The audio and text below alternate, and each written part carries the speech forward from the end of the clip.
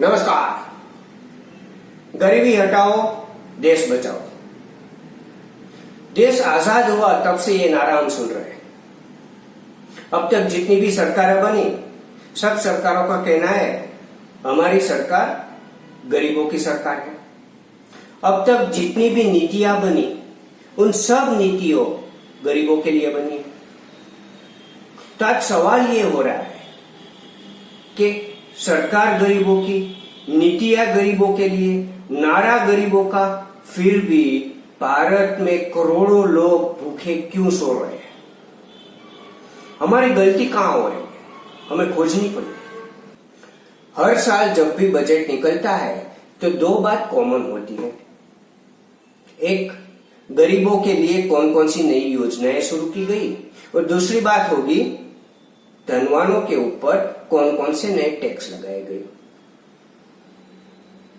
क्योंकि हम समाजवादी विचारधारा के प्रभाव में रहे तो हमारी सोच हमेशा यही रहती है कि अगर गरीब के पास पैसा नहीं तो पैसा किसके पास है? पैसा धनवानों के पास है। इसका मतलब यह हुआ कि धनवानों ने, अमीरों ने गरीबों का शोषण करके पैसा इकट्ठा किया है। तो अब करना क्या है? अमीरों से पैसे ले लो और गरीबों में बांट दो। यही समाधान अब तक हमने दिया है, और इसीलिए हर साल जब बजट आता है तो हम वही करते हैं। टैक्स लगाते हैं धनवानों पे और उसका पैसा लेकर गरीबों में बांटते हैं। मैं मानता हूं यही नीति गरीबी का कारण है और यही नीति भ्रष्टाचार का भी कारण है। आइए एक उदाहरण से हम समझते हैं। एक बड़ा सा घर था, पूरा परिवार एक साथ रहते थे, माता पिता थे, 3 बच्चे थे, तीनों का अपना परिवार था, और माता पिता ने तीनों बच्चों को एक एक कमरा दे दिया था। अब पूरा घर का जो मेंटेनेंस था, रख रखाव था, वो माता पिता करते थे। तो उसने तीनों बेटों के ऊपर कुछ टैक्स लगाए थे। सबसे बड़ा जो बेटा था वो बड़ा कारोबार करता था, काफी पैसा कमाता था। तो उसको बताया कि बेटा तुम्हें 40% टैक्स देना होगा। जो दूसरा बेटा था वो एक अच्छी नौकरी कर रहा था, उसको भी नौकरी थी, ठीक ठाक पैसा कमा लेता था, तो उसको बताया कि आपको 20% टैक्स देना है।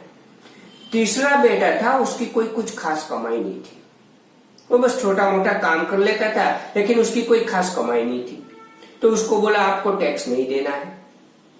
तो जैसे देश की व्यवस्था है वैसी उस घर में व्यवस्था थी कि आप जितना भी कमाते उसमें से एक हिस्सा आपको दे देना है घर के रख रखाव के लिए। फिर अगर आप रूम में कुछ सेवा सुविधा चाहते हो तो उसका अलग से टैक्स देना पड़ेगा। जैसे आप रूम में एसी चाहते हो, फ्रिज चाहते हो, आप अपने लिए कार लेना चाहते हो, तो उसके लिए आपको अलग से टैक्स देना होगा। मतलब अगर आपको कार लेना है तो 30% आपको अलग से टैक्स देना होगा, तभी आप कार प्लॉट में रख पाओगे। अगर आपके कमरे में आपको फ्रीज रखना है तो 20% अलग से टैक्स देना है। मतलब जो भी सुविधा सेवा आप चाहते हो उसके लिए आपको अलग से टैक्स देना होगा। तो देश की जैसी व्यवस्था है, एक तो इनकम टैक्स, और फिर जो भी आप सुविधा लेते हो उसके हिसाब से अलग अलग टैक्स, जीएसटी है, प्रोफेशनल टैक्स है, प्रॉपर्टी टैक्स है। तो अलग अलग टैक्स आप जो सेवा लोगे उसके हिसाब से आपको देना होगा। तो बड़े जो दो बेटे थे, एक 40% टैक्स दे रहा था, एक 20% दे रहा था।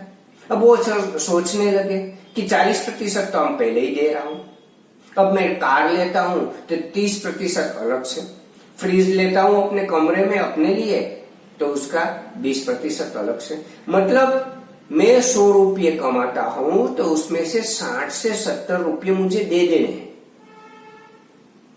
अब कोई भी व्यक्ति जो मेहनत करता है, कड़ी मेहनत करता है, पसीना बहाता है, अगर वो 100 रुपये कमाते हैं और आप उससे 60 रुपये 70 रुपये मांग लोगे तो कैसा लगेगा? ये एक ऐसी व्यवस्था थी जिसमें आप जितना ज्यादा कमाते हो उतना ज्यादा आपको टैक्स देना है। क्या ये अन्यायकारी नीति नहीं है? फिर क्या होगा? वो व्यक्ति चुपके से टीवी रूम में लेकर आएगा, फ्रिज चुपके से लेकर आएगा, अपनी जो कमाई है वो नहीं बताएगा। अब जब वो पकड़े जाएंगे तो सब चिल्लाने लगेंगे, चोर बेईमान, चोर बेईमान। लेकिन उसको चोरी करने की, बेईमानी करने की जरूरत क्यों पड़ी? इन नीतियों के कारण। और यही भ्रष्टाचार की गंगोत्री है। क्योंकि हम धनवान नहीं है और हमें इतना टैक्स नहीं देना पड़ता, इसलिए हमें लगता है कि यह नीति ठीक है। मैं दूसरे उदाहरण से आपको यही नीति समझाता हूं। ये गलत है, अन्यायकारी है, और इस नीति में जो प्रतिभाशाली है, जो मेहनती है, उसको सजा मिलती है। मैं अलग से आपको समझाता हूं। एक क्लास था जिसमें 60 विद्यार्थी पढ़ रहे थे।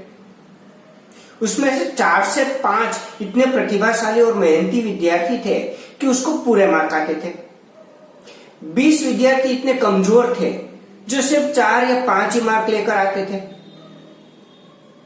अब शिक्षक ने सोचा कि रिजल्ट कैसे सुधारा जाए, तो उसने क्या किया कि जो 5 विद्यार्थी फुल मार्क लाते थे उसके 40 मार्क काट लिए और उन 20 विद्यार्थियों में बांट दिए जो 4 या 5 ही मार्क लाते थे। अब बताइए इसका परिणाम क्या होगा? जो मेहनत करके पूरे मार्क्स लाते थे वो सोचने लगेंगे कि पूरा मार्क्स लाए तो हमें तो इनाम मिलना चाहिए, लेकिन उसको उसकी सजा मिल रही, उसके 40 मार्क काट लिए गए। इससे क्या होगा? वो मेहनत करना छोड़ देगा या फिर वो क्लास छोड़ देगा। बस ठीक यही होता है भारत में। जो प्रतिभाशाली लोग हैं वो मेहनत करना छोड़ देते हैं या दूसरे देश में बस जाते हैं। अपनी प्रतिभा का उपयोग दूसरे देश की तरक्की के लिए करते हैं और वो देश आगे बढ़ रहे हैं। और जिन कमजोर विद्यार्थियों को मार्क दे दिए, अब उसकी सोच ही बदल जाएगी। अब वो आश्रित हो गए। अब वो मेहनत करने के बारे में नहीं सोचेंगे। अब वो सोचेंगे कि अगली बार हमें कितने मार्क मिलेंगे। इस बार तो हम सबको 5-5 मार्क मिल गए, अगली बार कितने मिलेंगे? तो वो कभी भी प्रतिभाशाली नहीं बन पाएंगे, वो कभी मेहनत नहीं करेंगे, वो आश्रित हो गए। इस व्यवस्था में प्रतिभाशाली और मेहनती लोगों को सजा दी जाती है और जो मेहनत नहीं करते हैं उसको आश्रित बना दिया जाता है। हम कभी ये क्यों नहीं सोचते कि ये व्यक्ति गरीब है तो गरीब क्यों है? क्योंकि उसके पास नौकरी नहीं है, क्योंकि उसके पास कारोबार करने के अवसर नहीं है। एक परिवार में 5 सभ्य है, उसको रोज खाना खाने देने से अच्छा है एक व्यक्ति को नौकरी दे दे। वो हमेशा के लिए अपने आप गरीबी में से बाहर निकल जाएगा। तो अगर गरीबी में से लोगों को बाहर निकालना है तो उसको नौकरी देनी पड़ेगी, उसको कारोबार करने के अवसर देने पड़ेंगे। और यही पश्चिम में हुआ। पश्चिम के देशों में औद्योगिक क्रांति करके इतनी नौकरियां पैदा कर दी कि वो महीनों के हिसाब से नहीं, कलाकों के हिसाब से नौकरी मिलती है और कलाकों के हिसाब से वेतन भी दिया जाता है। हमें भी गरीबी में से बाहर निकालना है तो औद्योगिक क्रांति करनी पड़ेगी। हमें नीति में इतने बदलाव करने पड़ेंगे कि कारोबार आसानी से हो सके। हमें निजीकरण करना पड़ेगा। समाजवादी अर्थव्यवस्था बिल्कुल फेल हो गई है। तो अगले वीडियो में हम निजीकरण के बारे में बात करेंगे। धन्यवाद।